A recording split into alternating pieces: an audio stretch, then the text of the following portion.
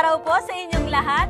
Tayo pong muli ay magsama-sama para sa ikalawang yugto ng ating programa bilang paghahanda sa pagdating ni Papa Francisco ngayong January 15 to 19, 2015. At Bel, bago tayo mag-umpisa, sa yugto na to, magandang mag-flashback muna tayo sa mga napag-usapan natin noong unang episode. Ano nga ba yon? Una, pinag-usapan natin kung sino ba si Pope Francis. At pinag-usapan natin ang kanyang mga tungkulin bilang leader ng simbahang Katolika. Tama ka dyan, partner. At saka, di ba dun sa unang yugto, nalaman natin na bakit nga ba tinatawag na pinakamataas na espiritual na leader ng Katoliko si Pope Francis. At naalala ko pa na ayon kay Bishop Sok, sabi niya, tinatawag si Pope Francis na Supreme Pontiff. Supreme, ibig sabihin, pinakamataas. Pontiff naman, na nagmula sa salitang pontifex, na ang ibig sabihin ay bridge maker, na nag-uugnay at yumayakap sa ating lahat. Tama ka dyan, partner. Kung maalala mo, dun sa first episode natin, kinilala natin si Pope Francis. Ngayon naman, naghahangad tayo na mas mapalalim pa natin ang ating pagkilala sa Santo Papa at Simbahang Katolika. Nako, ano ulit yun? Pakiulit nga, partner. Simbahang Katolika. Simbahang Katolika at ang Santo Papa, yan ang topic natin ngayon. Kaya naman, nung unang yugto, pinag-usapan natin si Pope Francis lamang, ngayon, kasama na tayo sa pag-uusapan natin, partner. At partner, bibitinin muna natin sila. Kasi ngayon, makakasama natin yung kaibigan natin na si Maris na mahilig umikot at maraming mga baong tanong. At mula dun sa mga tanong, malalaman natin kung ano ba ang saloobin ng mga kapwa natin Pilipino sa ating Santo Papa. Aba, partner, saan na naman kaya napadpad tong kaibigan nating si Maris para lang sa kanyang pagtatanong, ha? Malalaman natin yan mula mismo kay Maris.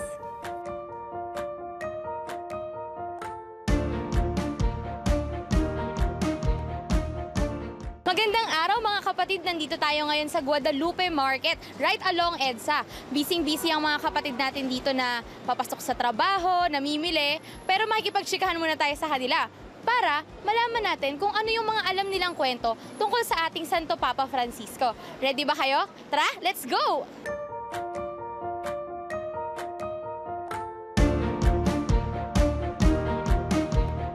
Flattered. Siyempre, dadating na siya eh. Preparation mo ngayon darating na siya. Maraming dasal. Ganun din, magdadasal para sa saka mas kami excited kasi sumunod siya kay Jesus, 'di ba? Parang siya yung Jesus natin dito. Dahil nabalitaan mo yan, anong nararamdaman mo? Masaya dahil bibisita siya dito. So anong mga preparation mo para sa pagdating niya?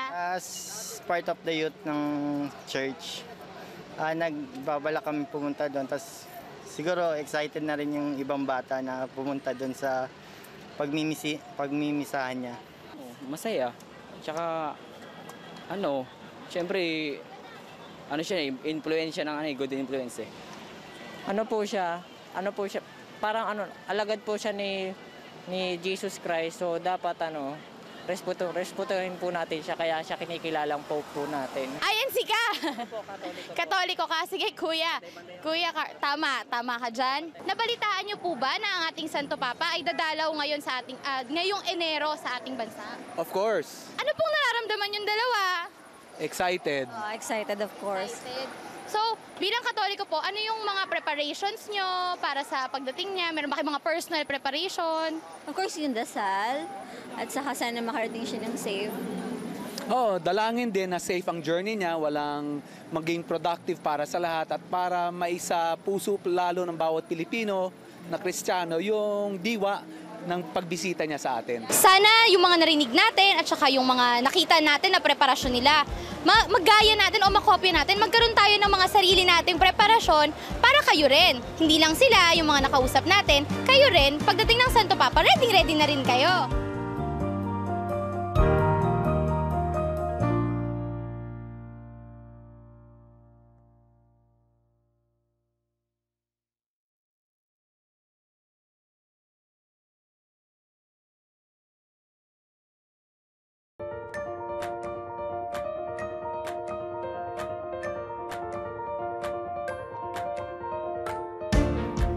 Maraming salamat, kapatid na Maris. Grabe, partner ang tirik nung araw, ang init, pero sinugod lahat yun ni Maris para lang dun sa pagtatanong niya sa mga kapatid nating Pilipino.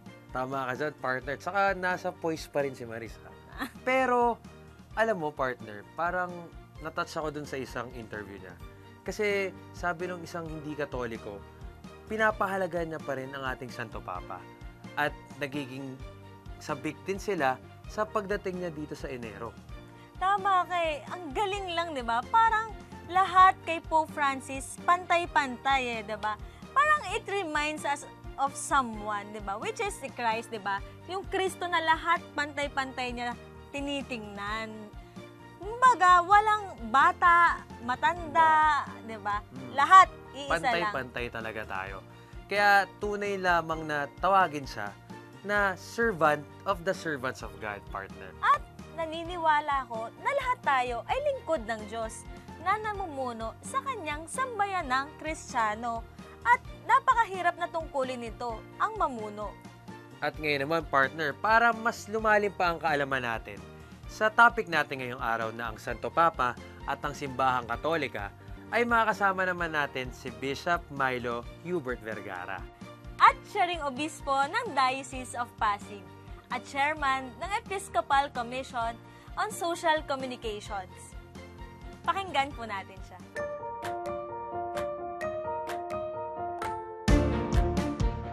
Pag sinabing Pope in the Catholic Church, ang Papa, pastol, shepherd.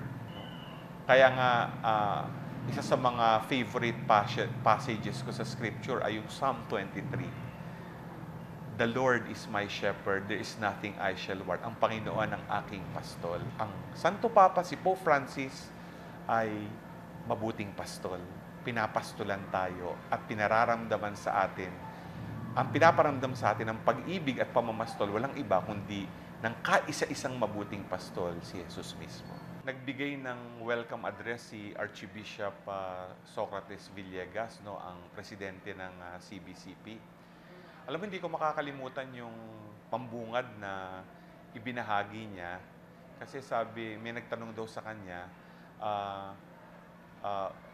what is the greatest challenge of the Catholic Church today? Ang ganda ng sagot niya. Parang biglang pumasok daw sa isip niya, Pope Francis. Yun na nakatawag pansin sa akin kasi talagang doon napapaloob nga yung sagot na malaking hamon para sa simbahan, si Pope Francis. Lalo na sa sa mga obispo, mga pari, mga leader laiko, sa ating lahat, no? Nung siya ay inelect na Santo Papa, nakatawag pansin yung kanyang ginawa, no, nung siya ay nagpakita na sa buong Santa Iglesia Katolika, no? Naalala ko, nasa balkonahe siya. Tapos, nagbigay siya ng kanyang opening speech, pero sabi niya, pray for me. Pray for me. Kaya nga ito siguro yung tema ng darating na papal visit, mercy and compassion. No? Kasi yan ang pinakita ng ating Santo Papa. No? Napakahalaga sa kanya ang mercy and compassion sa kanyang pamamastol. Pag sinabing mercy, di ba sa Tagalog parang awa? Alam mo yung salitang compassion, sa Latin dalawa yan eh. No? Yung cum, ibig sabihin with, yung passio, to suffer. Kaya pag sinabi mong compassion, to suffer with. At ito ang pinakita ng ating Santo Papa. No? To suffer with, yung makilahok, maramdaman ang pagpapakasakit, pagdurusa ng iba sa lahat ng aspeto ng buhay. Sabi nga ni Pope Francis, no, binibigay niya ng pangaral sa mga obispo at mga pare. Siguro narinig na natin. Sabi niya sa English, you bishops, you priests, you should smell like sheep. Diba? Kasi parang sinasabi niya, no, baka minsan nalalayo, nalilingat na tayo sa ating mga pinapastulang tupa. Mga aring nangangaral tayo sa pulpito, pero hindi nararamdaman yung ating presensya. So, mahalaga yung bumabad ka, makilahok ka, no? at maramdaman lang ang presensya ni Kristo sa pamamagitan mo. No? Ang ganda nung sinulat ni Pope Francis dun sa kanyang Evangelii Gaudium, yung The Joy of the Gospel, no? Sa kanyang pangangaral. No? Sabi niya, kung ikaw ay pare, no? Dapat ang iyong pagpapahayag ng mabuting balita ay nararamdaman ang galak ng Panginoon. Sinulat niya doon, do not make the confessional like a torture chamber, no? Kasi sa totoo lang, marami nang ayaw mangumpisal, natatakot mangumpisal. Maaring kasi napapagalitan ng pare sa kumpisyonaryo at parang hindi na nararamdaman na sila'y pinapatawad ng Panginoon at sa gitna ng kanilang ginawa, nagawang hindi maganda, kanilang pagkamakasalanan ay nararamdaman nila na parang hindi sila tinatanggap ng Diyos. Hindi naman ganoon ang Panginoong Hesukristo. Ito dapat ay isang sakramentong iginagawad ng simbahan para maramdaman kung sino man ang tatanggap ng sakramento ng awa, ng pag-ibig, ng pagpapatawad ng Panginoon. If you're a Christian, sabi niya, you must not be someone who just like came out of a funeral. Sinabi pa nga niya, you should not be like someone, Easter Sunday na, Good Friday ka pa. Kasi yun ang kalimitang nagiging problema. Baka may mga lumalayo sa simbahan kasi nakikita yung disposisyon ng Katolikong Kristiyano na malungkot o kaya parang hindi tinatanggap ang iba. You must exude the gospel of joy. No? Nagkaroon ako ng meeting, no, mga kaklase ko sa Ateneo dati, no? Sabi niya, alam mo, iba talaga yung bagong pope natin.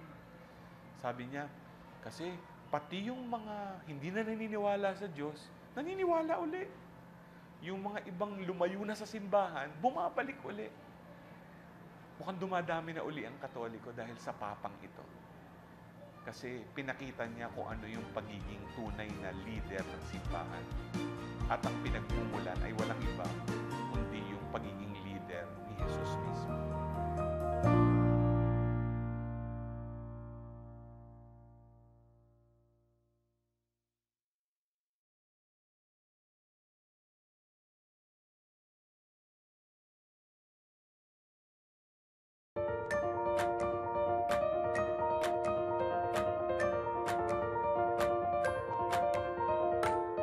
Compassion. Cum. Ibig sabihin, with. Passion is to suffer.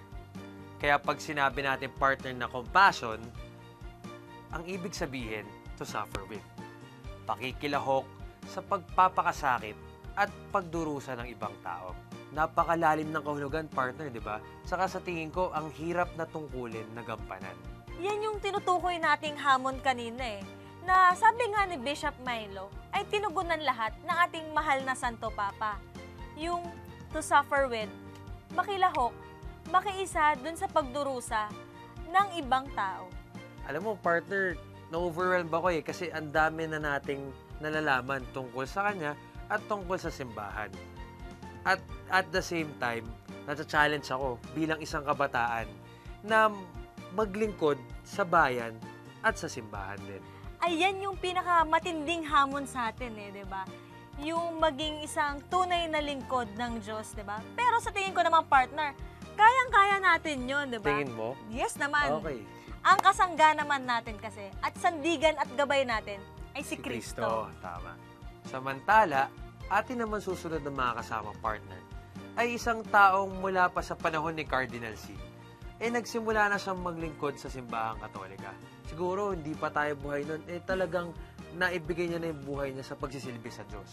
At talaga namang kahanga-hanga to, partner, yung kanyang motivation dun sa paglilingkod. At alam mo ba, na ang unang Santo Papa na kanyang nakasalamuha ay si Pope Paul VI. Di matagal na yun, partner, di ba? Medyo.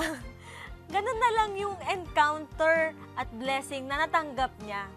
Kaya yung blessing na yan, yung biyaya na yan, ay ipinagpapasalamat niya maging hanggang sa ngayon.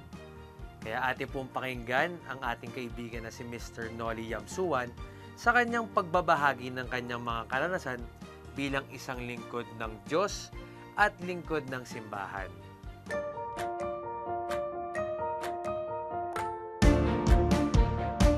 Noong ginawang cardinal si Cardinal Sin, Pope Paul VI pa noon. So, Blessed Pope Paul VI na ngayon, ano? Yun ang unang-unang Pope na nakita ko na buhay. So, parang mas exciting yon at medyo nawala ako sa sarili nung nakita ko yung Pope na nagdadaan na ganyan sa harapan ko. Papunta sa misa kung saan gagawing cardinal si Cardinal Sin. Kaya yun ang unang akin, Pope Paul VI. Alam mo, habang dumadaan sa akin yung Pope at saka yung buong event na yon, nag-kick in yung yung pagka-photojournalist ko. So, wala akong iniisip kung hindi makakuha ng magandang litrato, kung paano mai-improve ko yung mga yung mga una kong kuha. Alam mo, hindi ko trabaho to apostolate ko kasi hindi ako sinusweldehon dito. Wala akong sweldo. Hindi ako empleyado ng ARCAM. Nagkukuha lang ako dito dahil unang-una gusto ko, Pangalawa, parang nabibiyaya yung pamilya ko na ito ang ginagawa ko para sa simbahan. Si Pope Paul VI kasi nasa old school yan Yung kailangan very proper. Yun nga, karga-karga nga siya sa trono, Nung naging si John Paul II na, hindi na siya kinakarga sa trono.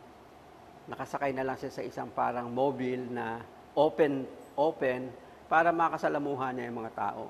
Noong una, electric ang atmosphere dito, Kasi excited sila, unang-una. Pangalawang papa na dumalaw ng palang dito yan. At nababalitaan nila si John Paul II na ibang klaseng papa. So, maraming mga nag-speculate at nag-hope na makalapit sila sa Pope. At hindi naman nabigo ang papa na nakakita siya ng mga Pilipino. In fact, ang tingin ko, the Pope fell in love with the Filipinos during his first visit. Kasi naramdaman niya yung pagmamahal ng mga tao sa kanya. Yung karisma niya, tapos yung mga tao na hindi put on, hindi plastic yung pag-welcome sa kanya. Talagang mga pangkaraniwan tao, nakatsinelas, nakabakya, lalo na sa mga probinsya ng mga pinuntahan namin. Hindi nawala sa akin yung feeling na napaka-blessed nung kasama ko. In fact, noong unang bisita, kasama ako sa eroplano niya Noong nag-island hopping siya, Iloilo, Davao, Cebu, kasama ako sa eroplano niya. Hirap na hirap kami noon kasi sa lapit ng mga pinuntahan niya, Iloilo, take off pa lang kami, maya lumalanding na naman. Parang akyat panaog kami sa langit. Pero hindi ako ni-nervous na baka ma-aksidente kami. Sabi ko nga, hindi naman papayagan ng Diyos na ma-aksidente ang Pope dito sa Pilipinas. Kaya ang tingin ko, yung aming trip na yon, yun na siguro ang pinaka-safest trip ng eroplano na nasakyan ko. Sinasabi nila na biyaya sa akin yung pagkuha ng pagiging photographer ng Papa. Yung mga dapat kong naramdaman ko sa mga ibang tao. Yung mga babae, mga bata na nagsumisigaw ng Viva el Papa, we love you, totus tuus. Yun, doon mo mararamdaman Hindi sa Pope, hindi sa akin. Pero doon mo mararamdaman sa mga tao na nabisita niya, nahawakan niya, doon mo mararamdaman yung mga blessings ng Pope sa pagbisita niya dito. After a while, looking back ngayon, parang blessed nga yata ako, Swerte-swerte mo. Ikaw ang photographer ng Pope noon, Hindi pa ngayon, dahil wala pa naman ngayon. Sabi niya, swerte-swerte mo, ikaw ang photographer ng Pope. Sabi ko, oo nga, swerte nga ako, pero maraming trabaho yan. Hindi lang, you do not rest on your laurels na ikaw yung na-appoint, tapos ka na sikat ka na, hindi Noong dumating dito ng unang beses si John Paul II, ang napansin ko, hindi naman siya hari, hindi rin siya prinsipe. So gusto niyang bumaba dun sa level ng mga bumabati sa kanya. Ganon din kay Francis, kay Pope Francis, na ang tingin ko, mas gusto pa niyang maglakad kaysa sumakay sa kotse. Kaya sabi ko nga nun, sana naman wag lagyan ng bakod yung mga hindi magagandang makikita. Kasi yun ang gusto niyang makita eh. In fact, kaya nga siya pupunta dito para bisitahin yung mga victims ng Yolanda. Ngayon, kung itatago mo, bibigyan mo ng magandang bahay, pakakainin mo ng husto habang nandito siya, eh parang hindi naman appropriate doon sa intensyon ng Papa na makita yung mga nasalanta ng bagyo. Sana yung mga litrato na kinunan ko noon, yung mga kukunan ko ngayon, kasi kung hindi naman ako maging official photographer ngayon, magkukuha din naman ako ng litrato. Sana yung mga litrato na kukunan ko ngayon at yung mga kinunan ko noon ay magkaroon naman ng epekto sa pagiging Kristiyano natin. Makikita nila yung litrato ko na ang bait-bait pala ni Pope Francis, ang bait-bait ni John Paul II. Magkakaroon ng conversion yung mga tao sa pamamagitan ng mga kuha kong litrato.